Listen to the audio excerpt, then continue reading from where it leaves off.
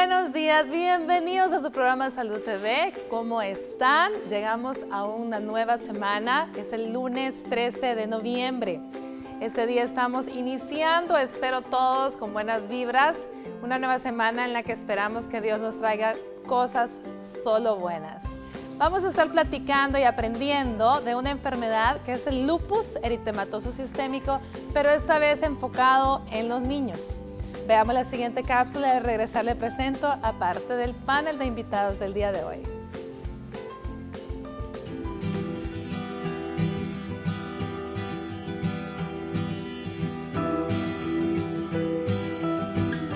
El lupus es una enfermedad autoinmune que por error ataca el tejido del propio cuerpo. Esto causa inflamación o hinchazón en la piel, los riñones, los pulmones, el sistema nervioso y otros órganos. Esta no es una enfermedad exclusiva de los adultos. De hecho, una cuarta parte de los casos se presenta en las 2 primeras décadas de vida. Los síntomas en niños son similares en los adultos. Los más frecuentes después de un periodo de padecerla son el cansancio y fatiga extrema, anemia, dolor, inflamación en las articulaciones, los ganglios linfáticos y el vaso, erupciones cutáneas que generalmente empeoran con la exposición al sol y fiebre. También, más del 80% de los niños que sufren lupus padecen de afectaciones renales que marcan el pronóstico de la enfermedad.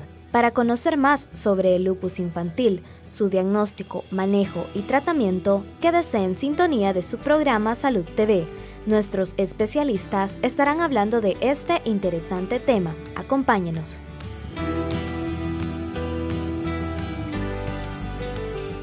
Bueno, y así es, este tema va a estar muy interesante. Les presento a nuestra primera invitada, la licenciada Vanessa Chicas, fisioterapista. ¿Qué tal, Vanessa? ¿Cómo está usted? Muy bien, muchas gracias por invitarme. Estamos aquí a la orden para hablar de este tema muy importante el día de ahora. Muchísimas gracias por aceptar la invitación. También le damos la bienvenida a uno de mis superhéroes favoritos, le digo yo siempre, el doctor Ángel Duarte, nuestro pediatra amigo que viene como Bob Esponja. No es un superhéroe, pero es amigo de los niños. ¿Qué tal? ¿Cómo está, doctor? Muy bien, doctora. Muy contento de estar aquí, de tener la oportunidad de compartir con ustedes y también con todos los televidentes un tema tan importante que debería despertar en nosotros la acuciosidad de ver si alguno de nuestros hijos presenta algunos de los síntomas de los que vamos a hablar. Definitivamente es un tema muy interesante, puesto que es una enfermedad que hoy por hoy siempre se ha pensado que es de adultos, ¿no? Pero también puede aparecer en la niñez. ¿Qué tan temprano, doctor, puede aparecer? Pues tenemos niños pequeños con lupus. Podríamos decir que desde la edad escolar es frecuente encontrar niños con lupus. En el Hospital Bloom tenemos un par de preescolares que tienen lupus y es muy triste. Y sabemos también que existe un cuadro de lupus neonatal, que es una entidad un poco diferente, comparte algunas características con el lupus, pero no son todas las características del lupus de los adultos. Entonces preguntémosle a nuestra amiga reumatóloga, la doctora Eva de Morales, a quien tenemos el gusto de tenerla vía telefónica, ya que no nos podía acompañar en el set, pero nos va a estar ayudando desde ahí donde ella está. ¿Qué tal, doctora de Morales? ¿Cómo está? Hola, buenas tardes. Es un gusto estar aquí con ustedes. Pues sí, el lupus que se puede presentar también en los chiquitines es una enfermedad un poco difícil a veces de diagnosticar porque se puede parecer con otras enfermedades crónicas que pueden aparecer en la niñez y pues espero poderlos ayudar este día para hablar sobre el tema. Gracias, Eva. Estaba preguntando al doctor Duarte qué tan frecuente se puede encontrar. Según la literatura, el diagnóstico en niños antes de 5 años es poco frecuente y si se presenta es por ahí por los 12 años, pero no sé si me equivoco, corríjanos. Sí, a partir de más o menos de los 8 años ya podemos más ir pensando en niños con lupus. Sí, es más que todo se presenta en las edades escolares, no es tan frecuente ver los niños tan chiquititos.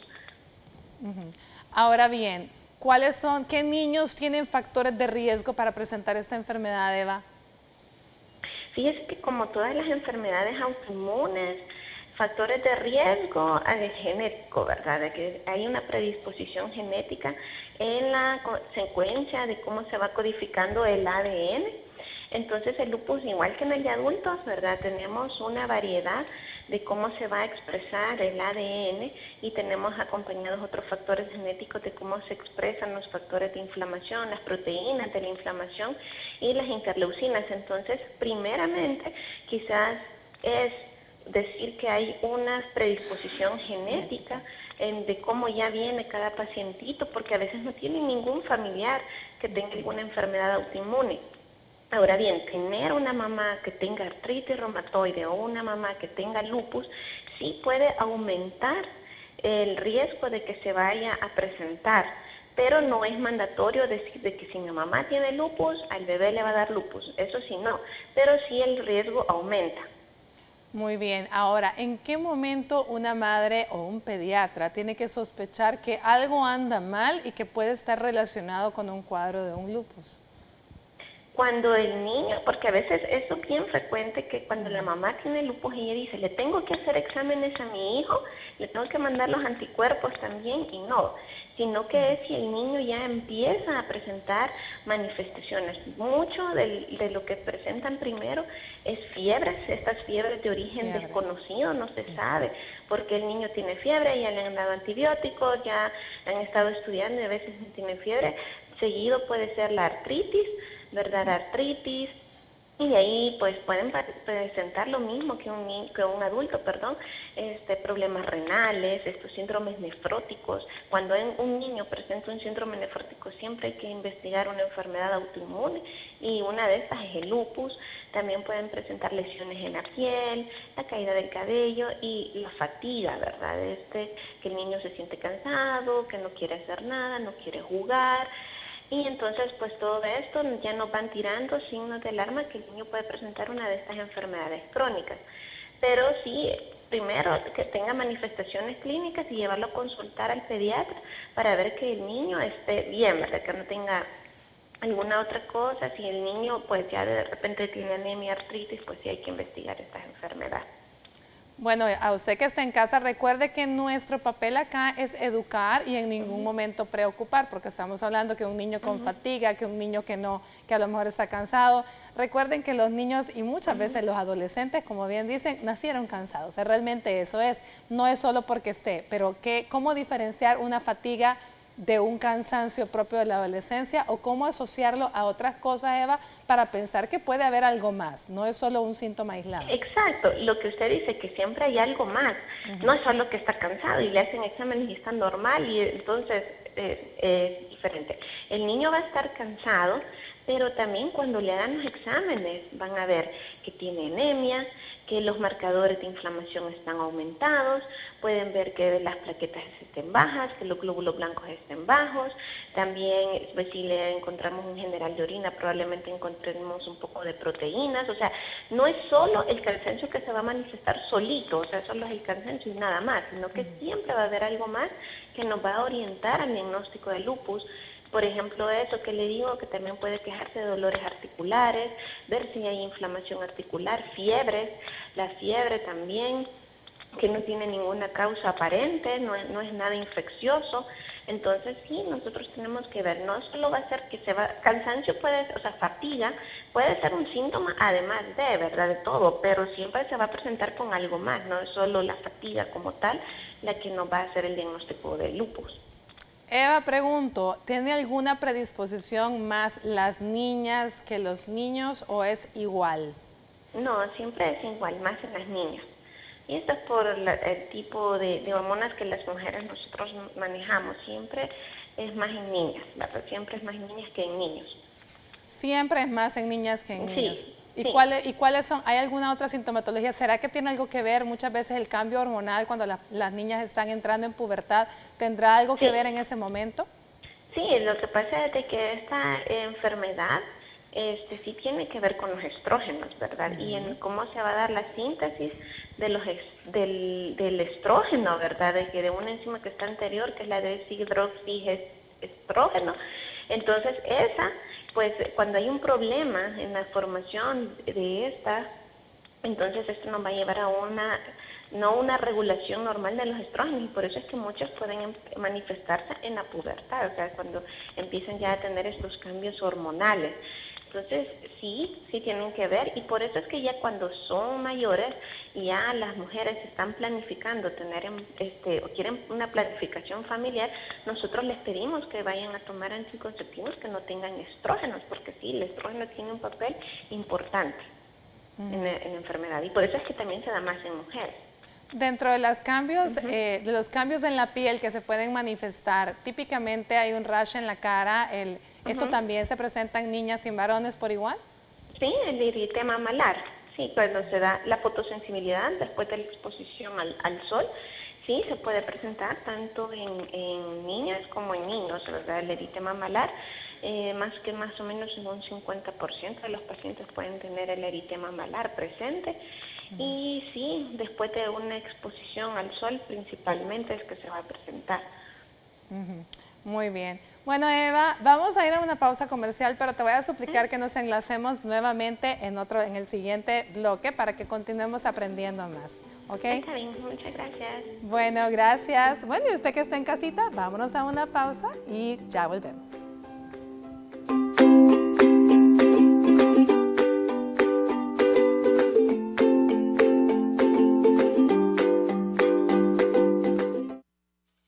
Viendo Salud TV.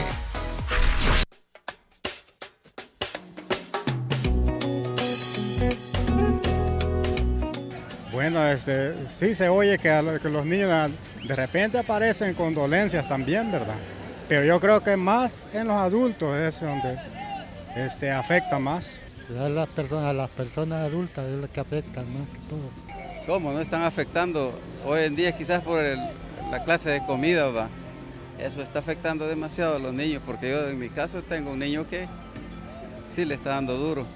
Bueno, de llorar, con dolor y todo eso. No pueden andar ya cuando andan. Por medio de uno mismo. Se le pasa. Por la manera de vivir uno. No, yo creo que les afecta a los niños también. A algunos niños les ocasiona eso por falta de vitamina, falta de descuido de los padres.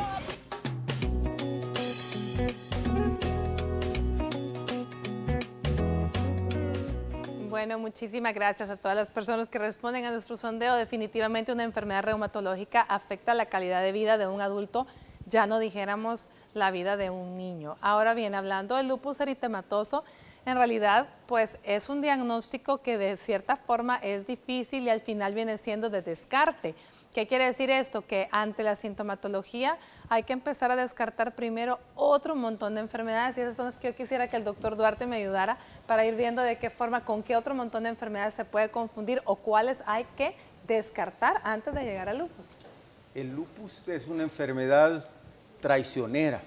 El lupus se parece a un montón de enfermedades y simula ser cualquier otra enfermedad. La gran simuladora. Es que la cantidad de síntomas que presentan confunden hasta al más pintado de los médicos, porque puede parecer perfectamente un cuadro de una enfermedad renal, el lupus cursa con anemia, de modo que uno puede equivocadamente irse hacia el estudio de las anemias.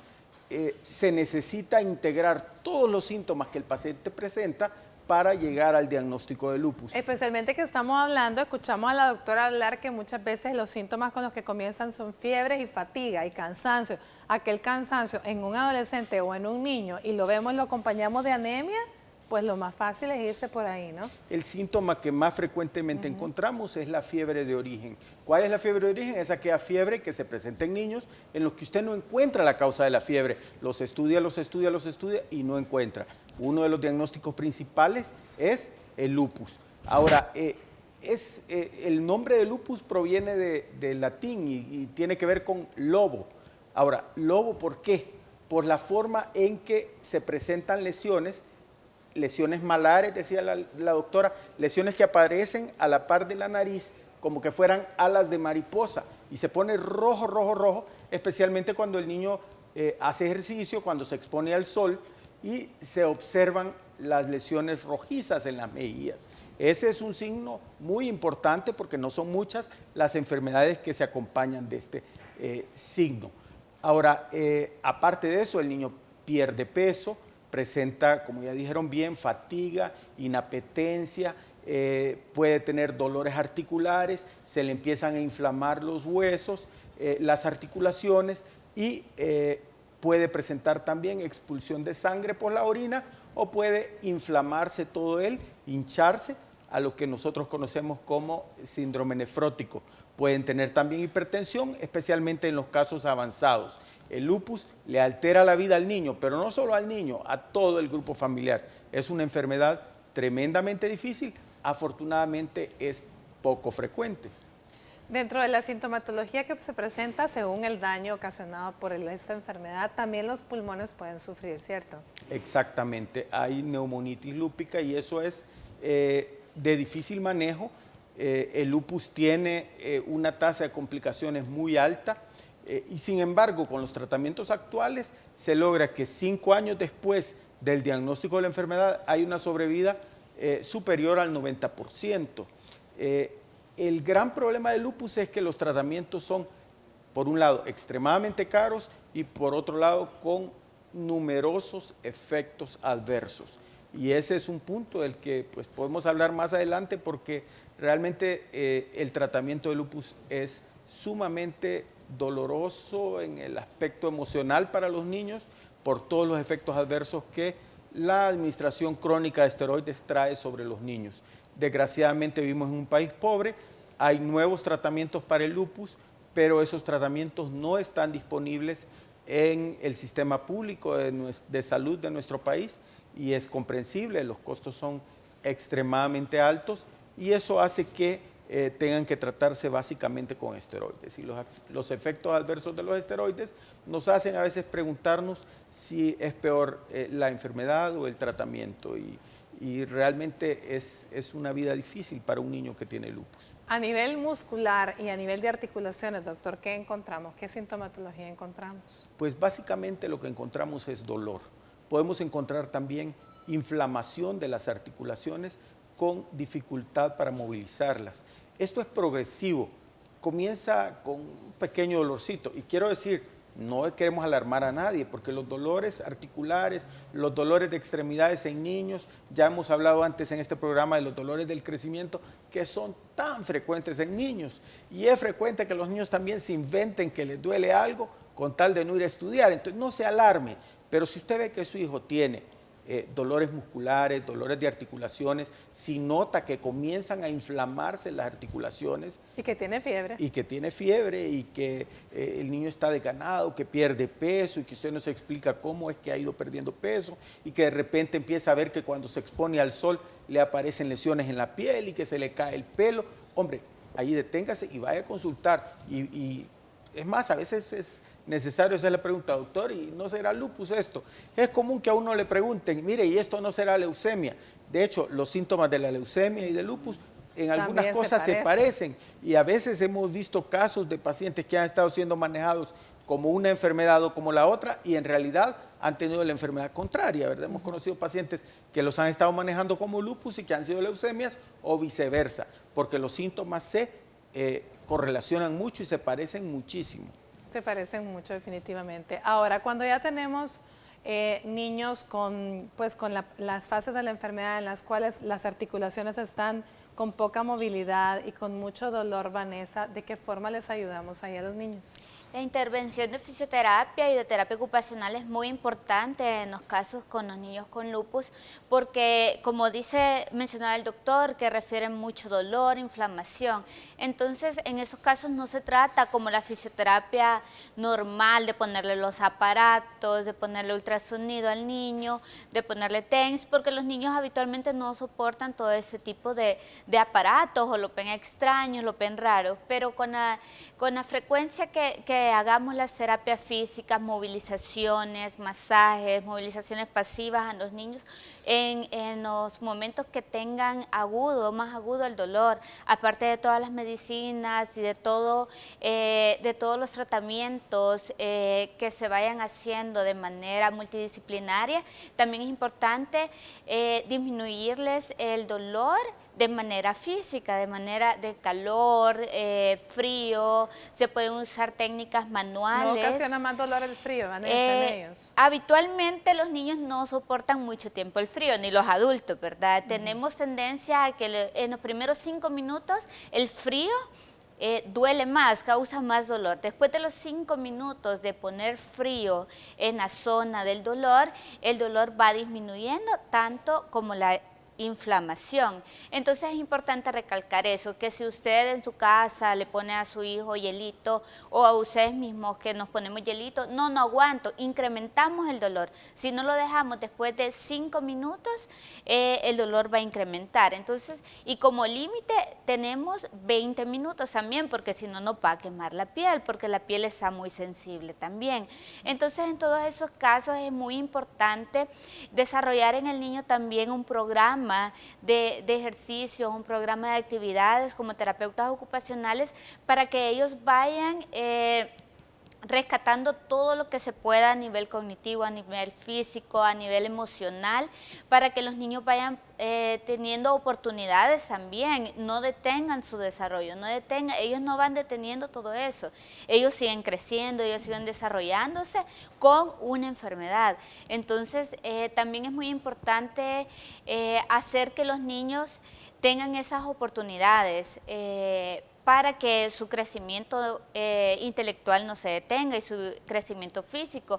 También se hablaba de la fatiga y la resistencia que podemos tener. No va a ser que el niño va a salir a jugar a la calle, va a jugar fútbol, va a exponerse al sol, sino que son diversas actividades que le tenemos que dar al niño y opciones que le tenemos que dar al niño para que él también vaya desarrollándose físicamente, porque el niño va a tener como todas esas barreras que les ponemos como sociedad, que no salgas al sol porque el doctor dijo que no al sol. Sí, está bien, no al sol, pero adentro de la casa, adentro de la escuela podemos tener actividades que el niño vaya realizando.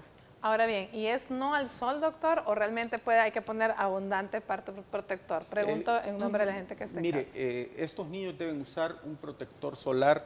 Es un filtro, es una pantalla solar. Sí, el del más alto nivel, ¿verdad? Arriba de 50, porque la exposición al sol les empeora su estado general. Hay distintos tipos de lupus, hay lupus que solo afectan la piel y hay lupus sistémico que afecta a todo el organismo. En el lupus es el propio organismo del paciente atacándose a sí mismo. Se llama enfermedad autoinmune porque la inmunidad propia, nuestra propia inmunidad, nos ataca a diferentes órganos, a diferentes células de distintas partes de nuestro cuerpo. Ataca el riñón, ataca el cerebro, ataca los pulmones, ataca todo nuestro organismo. El usar filtro solar es una buena medida para disminuir el daño que el lupus produce, pero no basta como medida única. Uno debe tratar de disminuir la exposición al sol. Es difícil también porque, mire, bueno, yo tengo contacto con los niños que sufren lupus en el Hospital Bloom y créame que no es una experiencia fácil de manejar, exacto. Es muy dolorosa, aún para uno como prestador de servicio, no digamos para los que sufren la enfermedad. Y un componente muy importante de la enfermedad es el estado anímico de estos pacientes. Por eso es tan importante la fisioterapia de la que hablaba la licenciada, porque deben tener actividades de fisioterapia, actividades de ludoterapia, es decir, juegos, porque ellos se sienten tristes. La vida les cambia súbitamente y se ponen con dolores fuertes, de pronto ya no pueden tener la vida que llevaban antes, tienen una serie de limitaciones. Entonces, eventualmente estos niños, por salud mental, necesitan ir a la calle y jugar, pues. Pero, ¿qué podemos hacer por ellos? Pues buscar que no sea la peor hora del sol y ponerles una buena capa de filtro solar. De un filtro solar, una pantalla solar. Dentro de los diagnósticos que traigo, que se pueden traer a mención, hay algunas cosas que son bastante raras y yo quisiera saber si el doctor tal vez nos puede comentar un poco a ellas, que son los cuadros de miositis o de artritis postvirales. ¿Sí? Y esos forman parte del diagnóstico diferencial. Es común que tengamos también artritis postvirales. Los papás con esto no están muy familiarizados, pero a uno, pues ya cuando uno está viejo, ya ha visto muchos de estos casos en su trabajo. Es común que un niño que, por ejemplo, ahorita tiene una fuerte gripe o tiene un cuadro de una diarrea viral aguda, dentro de 2 o 3 semanas venga con un cuadro de dolores musculares fuertes, incapacitantes, con dolor articular, a veces hasta con inflamación articular. Y uno se aflige porque uno sabe cuáles son las posibilidades, pero afortunadamente hay muchos de estos casos que son miositis, es decir, inflamación de los músculos, que son artritis, inflamación de las articulaciones, virales, transitorias, y que con solo analgésicos y fisioterapia y masajito se desaparecen. Y típicamente esos vienen después de cuadros de influenza o de gripes, ¿verdad? Sí, especialmente en etapas en el año en las que hay muchos casos de muchas gripes en muchos niños, ¿sí? Así es. Vemos que tienen una incidencia estacional. Por ejemplo, estamos a punto de empezar la temporada de rotavirus y después del rotavirus, después de la influenza, vemos que los cuadros se disparan. Se disparan, bueno, muy bien. Vámonos a una pausa, pero antes hablemos un poco, conozcamos sobre las complicaciones renales que pueden presentar los niños con lupus, gracias al doctor Carlos Enríquez, nefrólogo. Ya volvemos.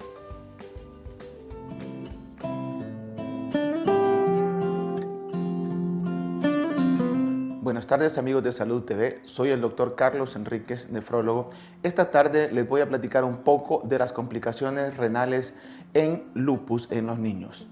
Una de las complicaciones con mayor frecuencia en el lupus que se da es en los riñones.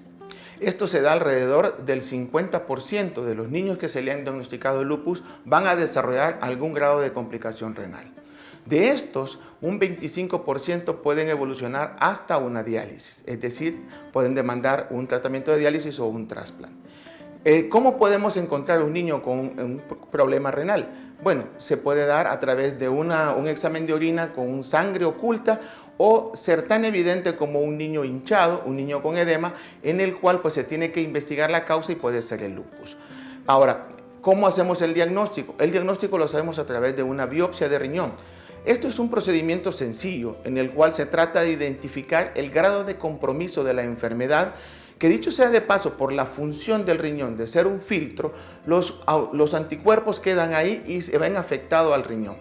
En base al diagnóstico que encontremos ahí se da el tratamiento, un tratamiento que se da con los inmunosupresores.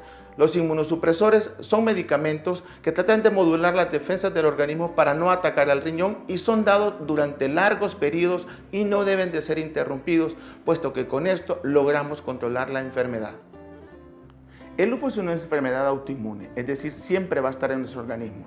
Vamos a necesitar los medicamentos, los cuales no debemos de suspender. Son por larga evolución y debemos de hacer caso a lo que nuestros médicos nos aconsejan. Soy el doctor Carlos Enríquez para Salud TV. Nos vemos en la próxima.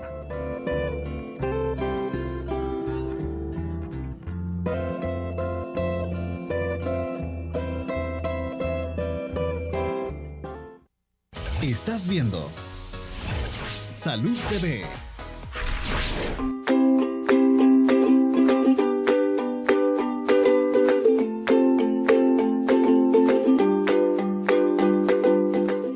Bueno, buen provecho si usted está almorzando. Gracias por continuar con nosotros. Yo quiero saludar a todas esas personas que donde quiera que me las encuentre, siempre hay alguien que me dice, doctora, yo la veo todos los días en el 21, así que a todas esas señoras guapas y lindas que últimamente me he encontrado varias en diferentes sitios y que me dicen que les encanta el programa, un saludo para todas. Y también para todos los hombres que también nos acompañan.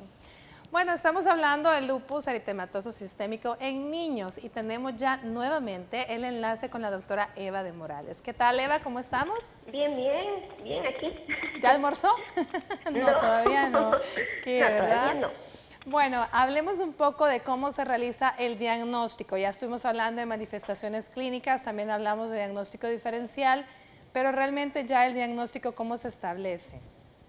Vaya, después de que nosotros tenemos la sospecha de lupus, ¿verdad? Nosotros nos regimos por ciertos criterios y en esos se encuentran los exámenes inmunológicos. Tenemos diferentes pruebas de inmunología y entre estas a la cabeza están los anticuerpos antinucleares, que son los que nos sirven, ¿verdad? Que es como el examen que tiene una sensibilidad del 95%, para pues sellar más el diagnóstico. Tenemos también otros tipos de exámenes, por ejemplo, para ver actividad de la enfermedad, el complemento, se puede mandar exámenes de complemento, el anti-DNA buscando una actividad renal, y tenemos también otro que es el anti-SM, que también es un poco más específico para hacer el diagnóstico, pero principalmente creo que es la clínica. No hay que dejar afuera el examen físico, un examen físico hecho por el médico, en este caso el pediatra, ¿verdad? Que él va a examinar y va a empezar a armar el rompecabezas. Se puede apoyar después de estos exámenes para ya sellar el diagnóstico. Ahora, ¿qué papel juega el BDRL como examen acá en el diagnóstico? ¿Perdón? El BDRL, ¿qué papel juega? El BDRL más que todo se utiliza para el síndrome antifosfolípidos, porque este puede estar falsamente positivo en este síndrome, que es como un síndrome hermano de lupus. Ahora bien, dentro de los criterios que están establecidos como los exámenes inmunológicos para lupus eritematoso sistémico, nosotros mencionamos los anticuerpos para SAF, que es este síndrome. Está el anticoagulante lúpico, tenemos las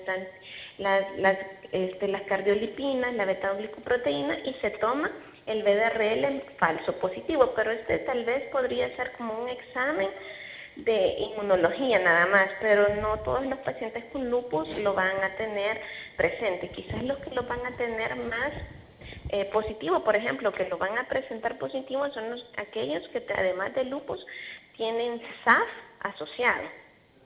Ok, aquí el doctor Duarte tiene una experiencia, nos dice un comentario en relación al BDRL con esto de ser falso positivo, tal vez nos apoya ahorita. Aquí lo ponemos en el cuadrito en lugar mío. La verdad que nosotros utilizamos el BDRL como una prueba de tamizaje por su costo tan bajo, ¿verdad? Usamos anticuerpos antinucleares y BDRL en una primera etapa para tratar de diagnosticar el lupus. El BDRL sale falsamente positivo. El BDRL para el público televidente es el examen, es una prueba para sífilis. Es una prueba poco específica, ni siquiera todos los que tienen sífilis sale positivo, ni tampoco significa que todo el que le salga positivo tiene sífilis. Hay varios falsos negativos. Y yo le comentaba a la doctora detrás de cámaras que una amiga, una conocida, llegó y me dijo, mira, me ha salido positivo este examen, pero yo me porto bien, ¿cómo es posible que yo tenga sífilis? Y resulta que en realidad no tenía sífilis, pero el estudio subsecuente por el reumatólogo demostró que tenía lupus. Pues no sé si estar alegre porque no tenía sífilis, porque la sífilis al fin de cuentas es una enfermedad que se trata fácilmente. El lupus, por el contrario, es una enfermedad para la que hay tratamiento y que pues podemos avanzar mucho en el tratamiento, pero que desgraciadamente conlleva una fuerte carga emocional y una fuerte carga de sufrimiento de parte del paciente y su familia. Así es. Bueno, gracias, doctor. Bueno, Eva, entonces media vez ¿existen qué criterios o tantos exámenes positivos, o sencillamente con cuáles de todos esos exámenes ya se establece el diagnóstico de lupus y qué se procede a hacer? Vaya, primero, como el lupus es una enfermedad multisistémica, no a todos los pacientes les va a dar de la misma manera. Cada paciente presenta manifestaciones diferentes. Por ejemplo, no todos van a ser anemia, no todos van a tener afectación renal, incluso no todos pueden tener manifestaciones en la piel, pero dependiendo de la manifestación, ¿verdad? Así va a ser el tratamiento. Por ejemplo, si yo veo que un paciente tiene una anemia crónica, estoy viendo que se va disminuyendo la hemoglobina, entonces ya mando yo pruebas para ver si está hemolizando, ¿verdad? Si los glóbulos rojos se están destruyendo, porque es una característica de la anemia que se da en el lupus, que puede ser una anemia hemolítica, que se van destruyendo los glóbulos rojos por la presencia de los autoanticuerpos, y ya mando, por ejemplo, digo, es una anemia hemolítica, le mando los anticuerpos antinucleares y están positivos, entonces ya puedo decir es una anemia hemolítica secundaria a lupus, probablemente. Y ya, pues dependiendo de eso, hay que ver la severidad de la anemia y así van haciendo el tratamiento. En primera línea estarían los esteroides, ¿verdad? Que son los que casi siempre utilizamos y dependiendo de la severidad así va a ser la dosis. Pero eso es como un ejemplo, ¿verdad? Primero el examen físico, la historia clínica, ¿verdad? Cómo son los síntomas, el examen físico, sello el diagnóstico con los anticuerpos y luego pues ya procedo a dar yo el tratamiento dependiendo de la manifestación y la gravedad de la manifestación que tenga este paciente. ¿Existe una clasificación de los niños con lupus? Una clasificación, no, nosotros utilizamos, lo que pasa es que no hay unos criterios diagnósticos para lupus, sino que son unos criterios de clasificación, ¿verdad? Que son los criterios que se utilizan para los estudios clínicos, pero a nosotros como doctores nos ayuda, ¿verdad? Nos ayuda porque nos van diciendo los síntomas y los exámenes que pueden estar positivos. Entonces, lo utilizamos, ahorita para niños se utilizan los mismos que están para adultos que salieron en el 2012, criterios de clasificación. Entonces, estos son los mismos que nosotros utilizamos para los niños también. Muy bien. El tratamiento, entonces, la primera línea es los esteroides. ¿De qué otros medicamentos se pueden valer? Bueno, como dependiendo de las manifestaciones, si yo tengo un paciente con lupus, pero que lo que predomina son manifestaciones articulares, puedo utilizar los mismos medicamentos para la artritis reumatoide, por ejemplo el metotrexato. También puedo utilizar los antimaláricos, que son los medicamentos que se utilizaban anteriormente para la malaria, pero que se ha visto que, por ejemplo, en el lupus son muy importantes, por ejemplo, la cloroquina o la hidroxicloroquina, que estos se han visto que tienen propiedades inmunomoduladoras y esto pues nos ayuda a controlar la enfermedad. Y de ahí tenemos otros medicamentos orales, por ejemplo, la satioprina, cuando ya vemos que tiene más actividad un poco más grave, hematológica o renal, y también el micofenolato de mofetil. Ahora bien, si yo tengo un paciente que está grave, ¿verdad?, que tiene manifestaciones neuropsiquiátricas de lupus o tiene manifestaciones renales que me pueden comprometer la vida del paciente, ya utilizo medicamentos un poco más fuertes como por ejemplo la ciclofosfamida, que sí ya se pone en la vena, ¿verdad?, y se pone intrahospitalariamente para poder pues controlar la actividad de la enfermedad. Y como decía el doctor, ¿verdad?, hay otros nuevos tratamientos pero que no están por ejemplo, en el ministerio, ¿verdad?, en hospitales públicos no lo tienen, que son los medicamentos biotecnológicos, que ya son moléculas que van dirigidas propiamente contra, por ejemplo, el rituximab, que va dirigido contra los CD20, que son unas células que producen los linfocitos B y pues por ende producen los anticuerpos. Entonces, pero este medicamento es muy caro comprarlo en lo privado y pues el ministerio lastimosamente no lo tiene, pero estos ya son medicamentos que se utilizan cuando ya el lupus ha sido refractario a todo lo que se utilizó anteriormente. Muy bien. Eva, mencionó usted en un cuadro de alteraciones mentopsiquiátricas. ¿Qué tipo de afectación puede haber a nivel de psiquis? Híjole, se dicen que son 19 manifestaciones neuropsiquiátricas, entre estas principalmente quizás las convulsiones, ¿verdad?, síndromes convulsivos, meningitis asépticas, que por ejemplo el paciente hace un cuadro de meningitis, pero cuando le vemos la punción lumbar es una punción lumbar casi que normal, solo con un aumento de las proteínas. Pueden tener accidentes cerebrovasculares, un niño así como con derrames, ¿verdad?, por formación de coágulos. También tenemos polineuropatías, problemas, ¿verdad?, en la sensibilidad. También pueden haber casos muy parecidos a la esquizofrenia. A veces estos pacientes pueden hacer cuadros muy parecidos a la esquizofrenia y a veces quizás no es una esquizofrenia, sino que es una manifestación neuropsiquiátrica de lupus. También tenemos cuadros de demencia, cuadros de depresión. Incluso se ha dicho que el Guillain-Barré, cuando el Guillain-Barré es muy persistente, ¿verdad? Cuando a cada rato el paciente entra en Guillain-Barré, pues hay que investigar también lupus. Pero sí, son más o menos como 19 síndromes neuropsiquiátricos, pero quizás el más frecuente que se ve son convulsiones. Las convulsiones. Ujú. Dentro de las complicaciones más frecuentes del lupus vendría siendo que las renales. Quizás las renales y las hematológicas, por Renales ejemplo, la y anemia, que también que las plaquetas se bajan, ¿verdad? La trombocitopenia y la leucopenia, que es una disminución de los glóbulos blancos. Bueno, Eva, la verdad es que estamos muy agradecidos contigo por habernos atendido aún y a pesar de que yo sé que estás ocupadísima, pero muchísimas gracias, doctora de Morales, ha sido un placer. Muchas gracias a ustedes. Bueno, nos vemos entonces en Sí, otra nos ocasión vemos. acá en el set. Nosotros nos vamos a ir a una pausa, pero antes veamos a la licenciada Dora Beatriz Urrutia de Sol, psicóloga. Nos habla de cómo el lupus afecta el desarrollo psicológico en los niños. Ya volvemos.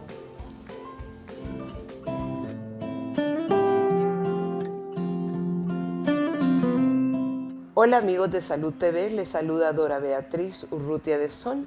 Soy psicóloga de la salud y clínica y este día estaremos tratando el tema de cómo se afecta el desarrollo psicológico en los niños con lupus.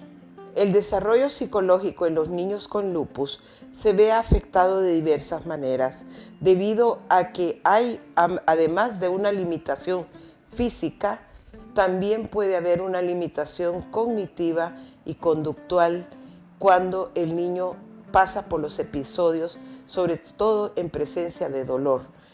Los niños normalmente juegan, son activos, comen lo que se les ocurre, socializan muy bien, pero cuando un niño está afectado por una enfermedad crónica que además conlleva dolores como dolor de estómago, de articulaciones, etc., este niño va a tener niveles de ansiedad mayores a lo que tendría otro niño. Se ve expuesto también a ausentismos escolares que le provocan de alguna manera miedo, le pueden provocar inseguridad e impotencia.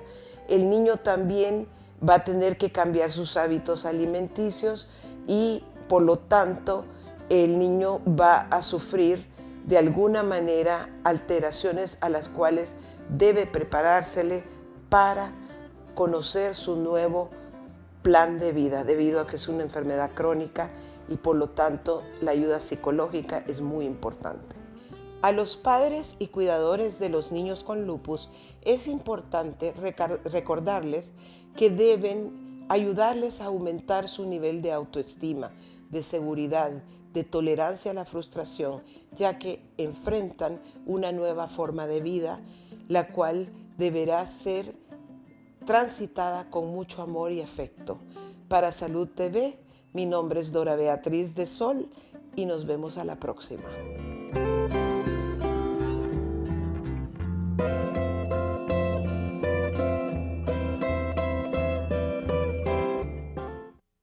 Estás viendo Salud TV.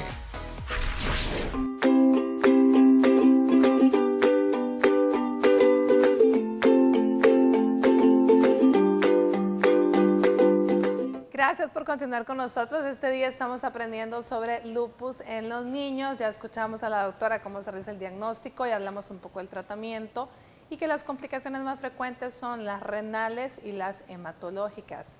Ahora bien, todo ese montón de medicamentos también producen efectos secundarios. Usted lo mencionó. Hablemos un poco de eso, doctor Duarte. Exactamente, y eso es quizás lo más difícil. La base del tratamiento, como bien decía la doctora Eva, es el uso de esteroides. Y los esteroides, pues, causan distintas complicaciones. Entre las complicaciones que tenemos por el uso de esteroides, son frecuentes las infecciones. El esteroide, pues, calma nuestro sistema inmunológico y hace que el cuerpo deje de atacarse a sí mismo, pero también pierde la capacidad del organismo de defenderse frente a agresores externos. Entonces eso hace que estos niños con frecuencia padezcan de enfermedades infecciosas, neumonías, infecciones de la piel, infecciones de los huesos incluso. Ahora, otro de los efectos adversos de los esteroides, y es uno de los que más problemas da, es que el uso de dosis prolongadas de esteroides y de dosis altas hace que las personas cambien su aspecto físico. Se desarrolla lo que nosotros conocemos como síndrome cushingoide. Los niños comienzan a hincharse, se hinchan todos, empiezan a aumentar de peso, aparecen estrías en la piel, en toda la piel, y comienza a crecer cabello en muchos lugares donde habitualmente no tenemos cabello. Entonces, toda la cara de los niños velludita, y se imaginan ustedes para un escolar, para un adolescente, de la noche a la mañana volverse obesa u obeso, volverse lleno de estrías en su cuerpo, comenzar a volverse cachetoncito, con cara de luna. No es fácil.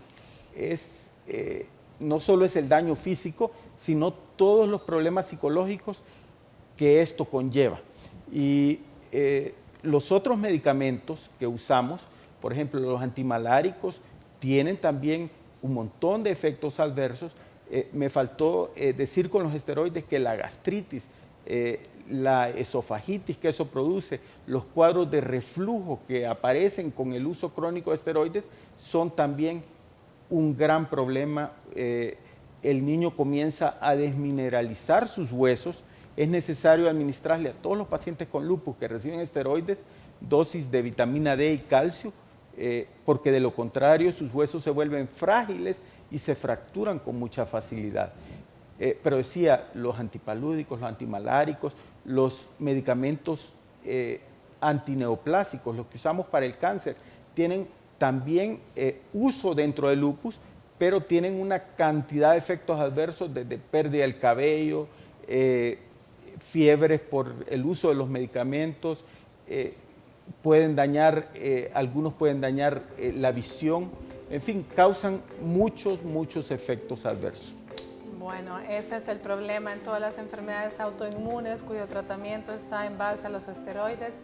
Definitivamente estamos paliando una situación, pero estamos abriendo la puerta a otra serie de complicaciones. Exactamente. Bueno, ¿qué les parece si vamos a ver qué tips nos trae ahora Lianik Borlaska en nuestra sección de Peace and Yoga? Vamos a un corte y volvemos con lo último de Salud TV el día de hoy.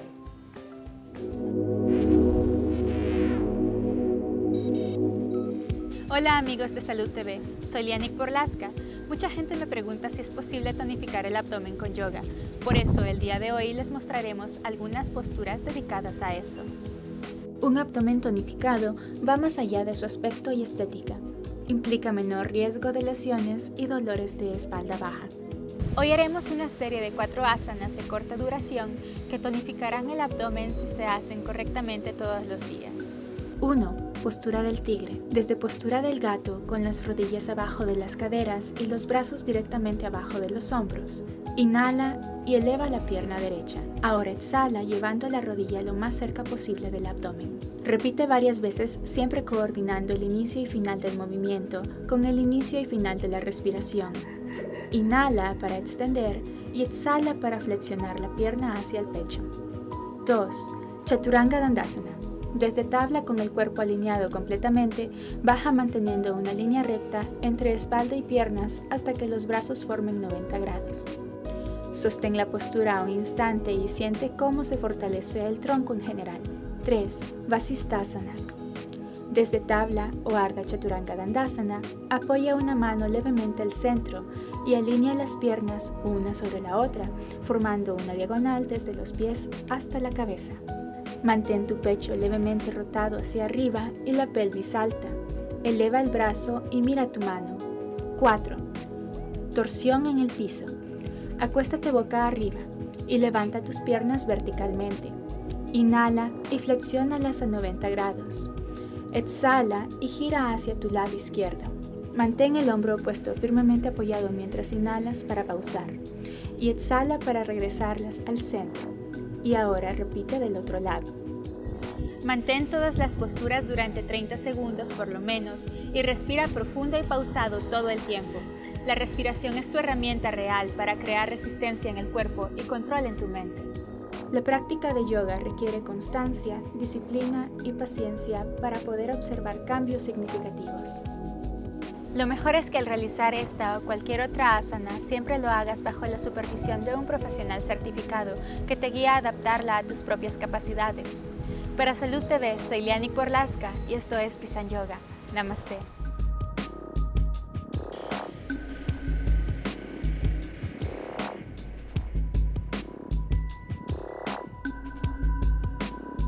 Estás viendo Salud TV.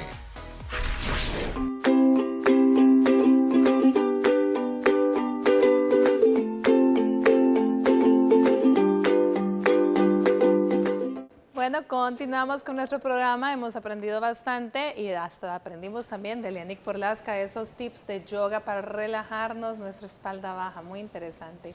Bueno, ¿qué debemos hacer en casa? ¿Qué adecuaciones hacer en casa? ¿Qué es lo que puede hacer un niño o no? Porque los niños afortunadamente pues no van a estar todo el tiempo ingresados. En el mejor de los casos pasan periodos pues, de remisión en los que están en casa. ¿Qué cuidados debemos de tener ahí, Vanessa? Sí, es muy importante saber que los niños siempre van a estar expuestos a todo, a su entorno físico, entonces tenemos que tener como las medidas de prevención, todo eso para que los niños no lo vamos a poner a jugar fútbol, por ejemplo, deportes de contacto. Es muy importante evitar en niños con lupus, ya que tienen la tendencia a inflamarse, a que tengan dolores musculares y articulares. Entonces es muy importante eso, cuidarlos y mantenerles siempre la mente activa en casa, ponerle juegos de mesa, ponerle libros, que es muy importante para su crecimiento. Exactamente, estimular con música, estimular con no solo tenerlos, digamos, en la tablet viendo televisión, sino que también ayudarles a que ellos crezcan cognitivamente, intelectualmente, a través de libros, de cuentos, cómo integrar a la familia en todas esas actividades que se van a hacer.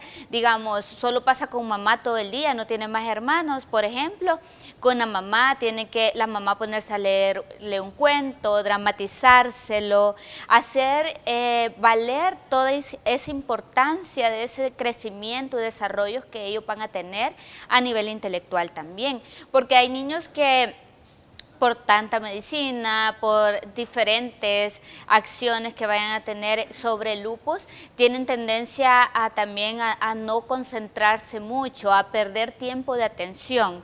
Entonces eso vamos a ir estableciendo, digamos, en las actividades educativas que puedan incrementar el tiempo de atención, armar un rompecabezas, por ejemplo, acciones, y si el niño todos los niños son bien hiperactivos, les gusta mucho el movimiento.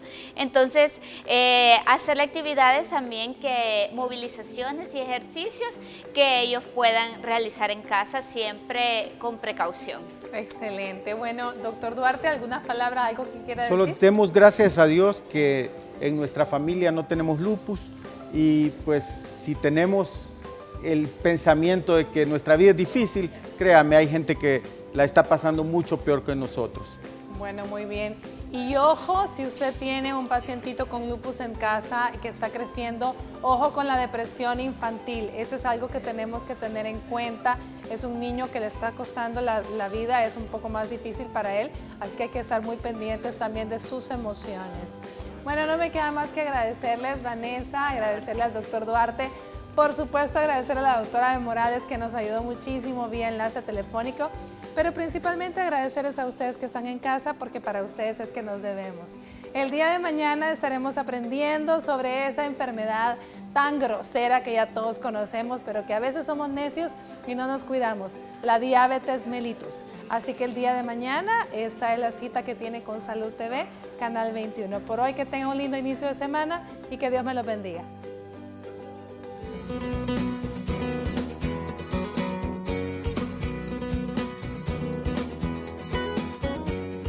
Cuidar a un paciente con lupus infantil es una gran responsabilidad, por eso te damos las siguientes recomendaciones. Limita la exposición al sol. La luz ultravioleta afecta tanto a la piel como a otros órganos y sistemas del cuerpo. Por eso, utiliza protector solar y ropa que lo proteja del contacto con el sol. Comprende los cambios de humor. Esta enfermedad puede generar un impacto muy significativo en la vida, por eso es frecuente que quien la padece sienta frustración y exprese rabia, entre otras emociones, y se desahogue contigo. Intenta que la enfermedad no se adueñe de sus vidas. Haz una lista de actividades con la que el niño y tú podrían disfrutar que no arriesguen su estado de salud. Recuerda que pueden buscar orientación y apoyo emocional con asociaciones o con un especialista.